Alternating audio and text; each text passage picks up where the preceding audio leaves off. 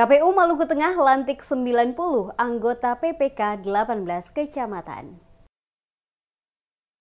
Sebanyak 90 anggota Panitia Pemilihan Kecamatan atau PPK se-Kabupaten Maluku Tengah resmi dilantik. Pelantikan dan sumpah janji PPK se-Kabupaten Maluku Tengah untuk pemilihan gubernur dan wakil gubernur serta bupati dan wakil bupati tahun 2024 itu dipimpin Ketua KPU Kabupaten Maluku Tengah Abdurrahim Lesnusa berlangsung di Gedung Mai Oku Masohi pada Kamis 16 Mei 2024. PPK yang dilantik diminta bertindak netral dan tidak memihak terhadap partai politik tertentu, calon, kepala daerah tertentu, serta memperlakukan secara sama setiap calon. Lesnusa meminta PPK yang dilantik bekerja ekstra, bekerja tuntas dan berkualitas, serta menjaga integritas. Juga mengedepankan profesionalitas, akuntabilitas, dan loyalitas terhadap hierarki, khususnya dalam pengelolaan tahapan pilkada di tingkat kecamatan, guna mensukseskan pemilihan gubernur dan bupati serentak November mendatang. Jabat Bupati Maluku Tengah Rakib Sahubawa yang diwakili staf ahli Bupati Bidang Pembangunan dan Kemasyarakatan Sahlul Iksan dalam sambutannya menyampaikan apresiasi atas dilantiknya anggota PPK se-Kabupaten Maluku Tengah. PPK yang baru dilantik dianggap cakap memiliki kemampuan dan kompetensi